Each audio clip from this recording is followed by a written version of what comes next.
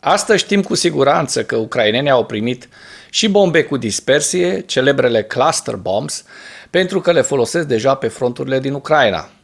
Sunt dovezi că acest lucru s-a întâmplat în mai multe locuri, iar rușii sunt disperați. Aceste arme, alături de cerebrele de acum HIMARS, au lovit neîntrerupt în ultimele 2 zile, slăbind liniile rusești și văduvindu-le de rezervele de muniție. O metodă de operare preferată a ucrainenilor este simularea unui atac de infanterie, prin care dronele ucrainene descoperă locurile de unde artileria rusească lansează lovituri. Odată descoperite, artileria rusească, care a lansat atacul împotriva trupelor ucrainene, nu mai are nicio șansă în fața loviturilor de înaltă precizie dezlănțuite de HIMARS. Acesta este războiul de uzură care continuă să macine armata rusească, care, așa cum veți vedea, continuă să înregistreze pierderi mari. Ziua 506 a războiului din Ucraina. Fostul comandant al armatei a 58-a combinate rusești, generalul major Ivan Popov, a susținut într-un audio difuzat că Ministerul Rus al Apărării, Sergei Shoigu, l-a demis pentru că și-a exprimat nemulțumirile persistente cu privire la probleme de pe linia frontului din vestul oblastului Zaporozhye față de comandanții superiori.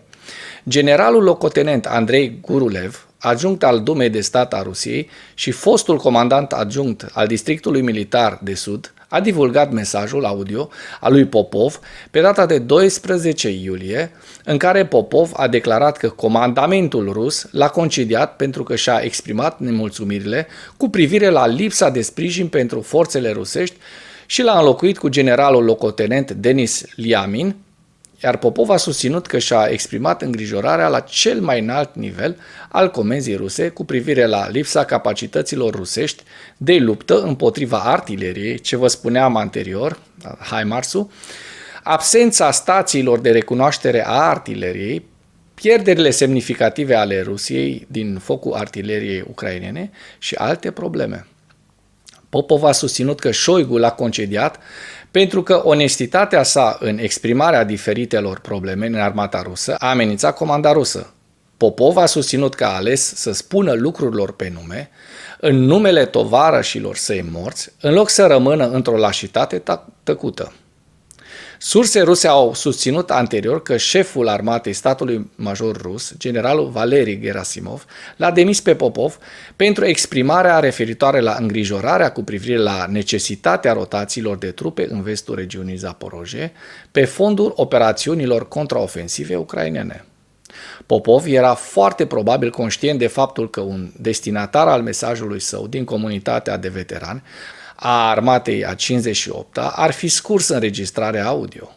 Popov a distribuit înregistrarea diversilor actori, inclusiv comandanților, personalului și veteranilor armatei a 58-a. Gurulev, un fost șef de stat major a celei de-a 58-a armate ruse, a postat înregistrarea pe canalul său Telegram pe data de 12 iulie. După care, unele voci proeminente ale comunității ultranaționaliste ruse l-au criticat pe Gurulev pentru că a încălcat caracterul secret al unei conversații private.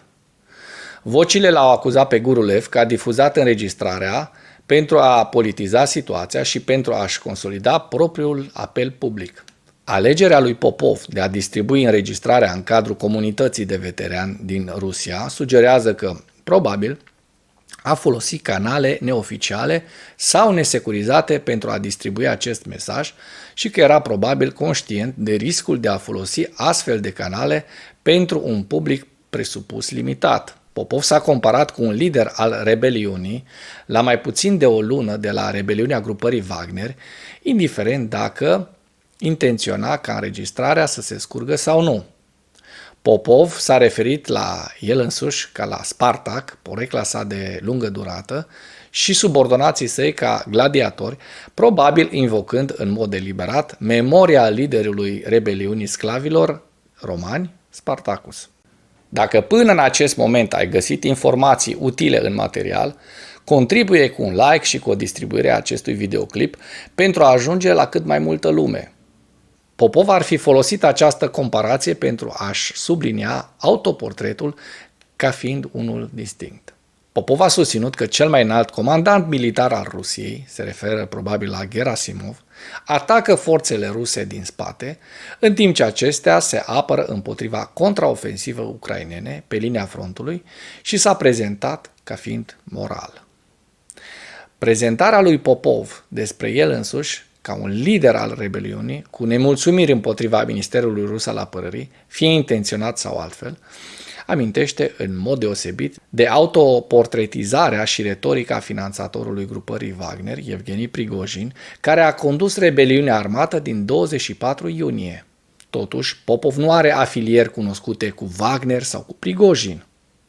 Întreruperea comandamentului rus, care supraveghează operațiunile defensive rusești în sudul Ucrainei, vor avea probabil un impact imediat asupra forțelor ruse.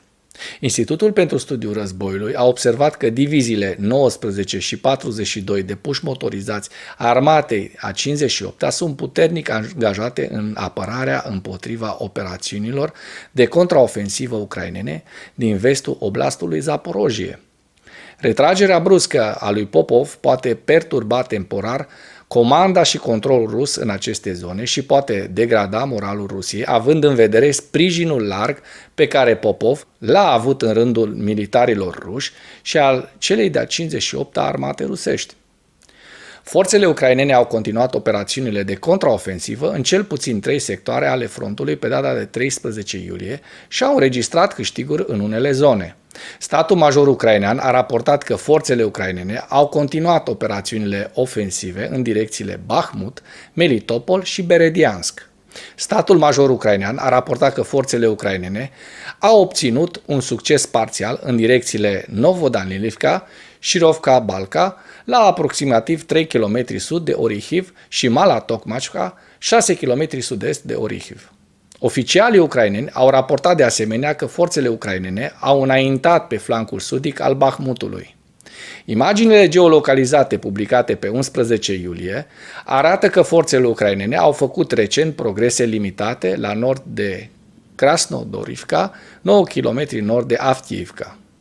Forțele rusești au efectuat o serie de lovituri cu drone Shahed în Ucraina pe 13 iulie, iar statul major ucrainean a raportat că forțele rusești au lansat 20 de drone Shahed din regiunea Kursk și Marea Azov, 2 rachete Kalibr din Marea Neagră și o rachetă Iskander-M din Giancoiul ocupat, Crimea. În ceea ce urmează vă prezint un slide cu evoluția de ieri a celor mai importante fronturi din Ucraina. Hărțile sunt creația Institutului pentru Studiul Războiului. Pentru mai multe informații, accesați linkurile din comentarii.